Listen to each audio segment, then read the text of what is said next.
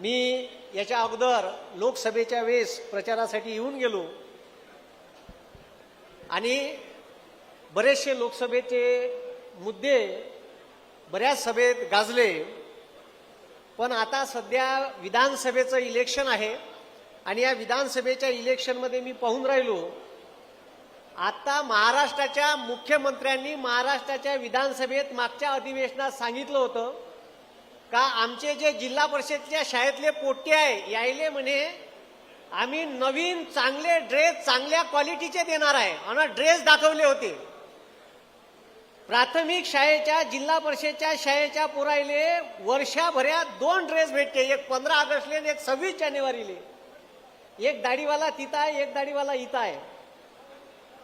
यायले मला प्रश्न विचारायचा आहे, 15 ऑगस्ट निघून गेली पण अजूनही पोरायले ड्रेस भेटले नाही। 15 ऑगस्टले आपल्या शाळेच्या पोरायनं ठिगळे लावलेले ड्रेस घातले होते। हे ड्रेस एका जळगावच्या बीजेपीच्या माणसाला त्याचे कॉन्ट्रॅक्ट दिले आहे का तूच बनव, म्हणजे एकालेच बंद्या महाराष्ट्राचे ड्रेसचे कॉन्ट्रॅक्ट एकाच माणसाले। पहिले हे प्राथमिक शिक्षण समिती जे गावात राहत होती त्याचे लोक कपडा आणायचे आणि शिवाचे।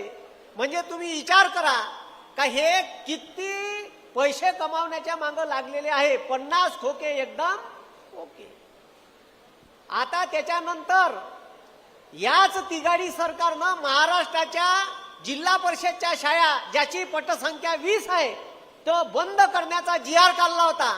महाराष्ट्रातल्या लोकांना तमाम लोकांना विरोध केला म्हणून जी.आर. मागं घेतला, नाही तर महाराष्ट्रातल्या गोरगरीब कष्टकऱ्याचे पोरं ज्या जिल्हा परिषदच्या शाळेत शिकते त्या शाळा यानं बंद केल्याशिवाय ठेवल्या नसत्या। इतकं तुफान काम आहे। आता आमच्या इकडे आता मोदीची सभा झाली, काल पुण्यात येणार होते मोदी साहेब। 2 माणसातला फरक पहा, आमच्या इथं आदरणीय पवार साहेब आहे, 84 वर्षाचे तरुण योद्धा, भर पावसात सभा, आणि ह्या दाढीवाला फाटरू ह्या पाऊस येणार आहे म्हणून सभा कॅन्सल केली यानं। मग तुम्ही विचार करा, म्हणजे या वयात पवार साहेब भर पावसात सभा घेते, पाऊस येणार आहे आणि मेट्रोचं काम होऊन त्याचं लोकार्पण करायला तयार नाही। साहेब हॉस्टेल ओबीसीचे 72 हॉस्टेल बंद्या महाराष्ट्रात, एका जिल्ह्यात 2 हॉस्टेल, एक मुलीसाठी एक मुलासाठी। 2014 पासून मागणी करून राहिलो, 19ले म्हणे देतो, ठीक आहे, 20-21ले म्हणे सगळे तयार झालं। 10 वर्ष लोटले, आता त्यानं प्रोसिजर केली, हॉस्टेलची जागा घेतली, पण तुम्हाला सांगतो अजूनही उद्घाटनाले या नेत्याले वेळ नाही भेटून राहिला। आपले पोरं रुमा करून राहून राहिले पण हॉस्टेल द्यायचे उद्घाटन करायला तयार नाही। हॉस्टेलचं भाडं सुरू झालं। आमच्या गावात बीजेपीचा आमदार आहे पंकज भोयर वर्धेत, त्यानं स्वतःचे 2 कॉलेजचे हॉस्टेल भाड्यानं दिले, 1,84,000 रुपये भाडं आहे। 3 महिन्यापासून भाडं त्याच्या घरात चाललं पण हॉस्टेल सुरू नाही केले। इतके बदमाश लोक आहे, का म्हणावं आता येईल। त्याच्यानंतर आता तुम्हाला सरकारने एक योजना चालू केली, पैसे पहा कसे काढते तुमच्यापासून। या आमच्या आया बहिणी आहे इथं, 1500 रुपये चालू केले का नाही तुम्हाला? 1500 रुपयात बहिणीचं प्रेम विकत घेता येत नाही, हे लक्षात ठेवा म्हणा। 1500 रुपयात बहिणीचं प्रेम विकत घेता येते का? आमच्या आया बहिणीले 1500 रुपये देते। शेतकऱ्याले 6000 रुपये किसान सन्मान योजनेचे देते मोदी सरकार, पण आमच्या खतावर 5% जीएसटी आणि फवाऱ्याच्या औषधावर 18% जीएसटी आहे। 1 लाखाचं औषध जर शेतकऱ्यानं घेतलं तर 18,000 रुपये मोदीच्या घशात चालले। म्हणजे 6,000ची भीक द्यायची, 18,000 खिशातून काढून घ्यायचे। इतके बदमाश लोक सत्तेत बसवले आहे, याले जबाबदार आपणच आहे। पण आता जसं तुम्ही लोकसभेत परिवर्तन केलं तसं येणाऱ्या निवडणुकीत आपल्याला परिवर्तन घडून आणायचं आहे आणि पुन्हा या मतदारसंघातून प्राजक्तदादाला आमदार आपल्याला करायचं आहे। त्याच्यानंतर मी आता एक सर्वे म्हणजे मी एक अभ्यास केला, मी नेहमीच त्याच्याबाबत चालू राहते माझे काही ना काही। आता मनमोहन सिंगाच्या 10 वर्षातला अभ्यास केला आणि ह्या दाढीवाल्याच्या 10 वर्षाचा अभ्यास केला का यानं शेतकऱ्याच्या जे 26 पिकाचे हमीभाव जाहीर केले केंद्र सरकार यानं 10 वर्षात किती भाव वाढवले। तर तुम्हाला सांगतो, मोदीनं सोयाबीनच्या 10 वर्षात सोयाबीनवर आणि कापसावर यानं का सत्यानाश केला तुम्हाला सांगतो. किती 10 वर्षात किती भाव वाढवले. तर मनमोहन सिंगांच्या काळात सोयाबीनचा भाव होता 2003-04 ले मनमोहन सिंग आले तेव्हा 930 रुपये. सगळे व्हिडिओ टाकलाय मी युट्यूबवर. आणि 14 ले त्याचं पद गेलं तेव्हा भाव होते 2560 रुपये. म्हणजे 10 वर्षात मनमोहन सिंगांनी सोयाबीनच्या भावात, मनमोहन सिंगाचं सरकार होतं आणि महाराष्ट्राचे कृषी मंत्री होते आदरणीय पवार साहेब.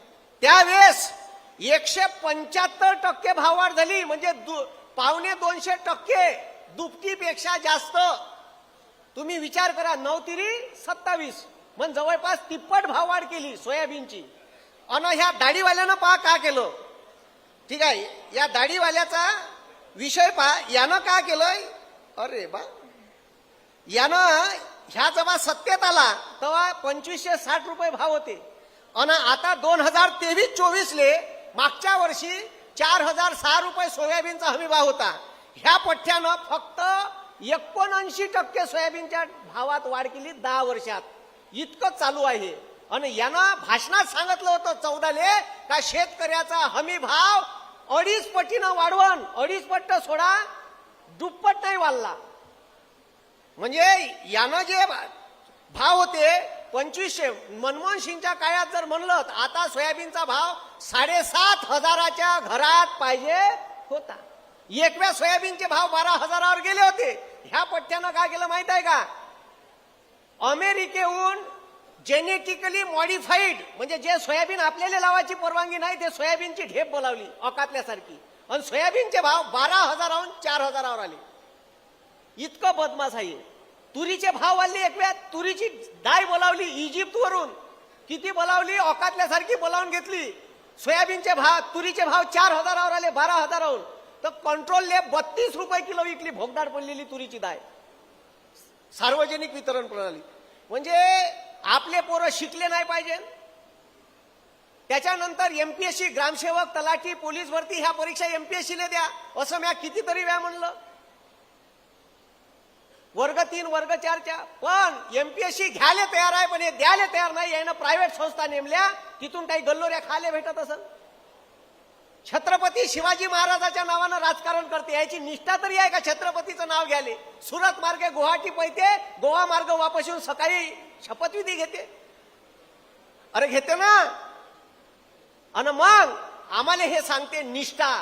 छत्रपती शिवाजी महाराजाचं स्वराज्य हे याच राज्यातल्या 12 बलुतेदार 18 पगड जातीच्या निष्ठेवर अवलंबून होतं. तुमच्यासारखी निष्ठा 50 खोक्यात विकत घेऊन खाल्ली नाही. असे महाराष्ट्रातले काही निष्ठावंत लोक अजूनही जिवंत आहे आणि ते तुम्हाला फेरबदल करून दाखवल्याशिवाय राहणार नाही. तुम्ही उभा केलेला छत्रपती शिवाजी महाराजाचा पुतळा 8 महिन्यात पडते. तुम्हाला या महाराष्ट्रातली अस्मिता आजही प्रत्येक माणसाच्या मनात जिवंत आहे आणि ती अस्मिता निवडणुकीतून दाखवल्याशिवाय ठेवणार नाही. तुम्ही मार मोठ्या गोष्टी केल्या होत्या. आम्ही छत्रपती शिवाजी महाराजाचं स्मारक 650 कोटी रुपयाचं कुठं उभारू, अरबी समुद्रात उभारू. त्याचे 25 करोड रुपये खर्च झाले पण अजून एकही ईट उभी केली नाही. म्हणून हे लक्षात ठेवा का सध्या काय बदलीचं आहे. आपल्याला बदल घडवणं गरजेचं आहे.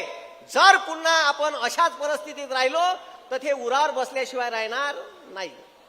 म्हणून मला एवढंच सांगावं असं वाटते का आपल्या पवार साहेबांनी सगळ्या लोकांना म्हणजे जे पक्ष फोडून गेले त्याला आता थोडीशी लाज येऊन राहिली. आता आपलं डिसिजन तर चुकलं नाही. बीजेपीला असं वाटून राहिलं का आपलं डिसिजन चुकलं बा.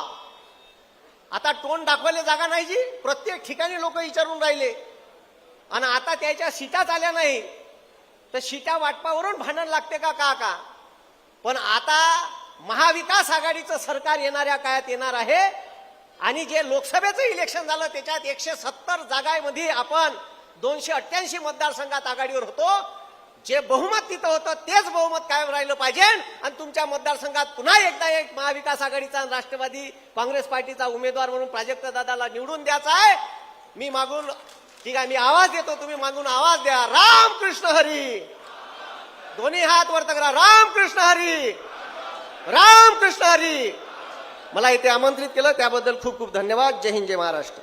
धन्यवाद. दरम्यान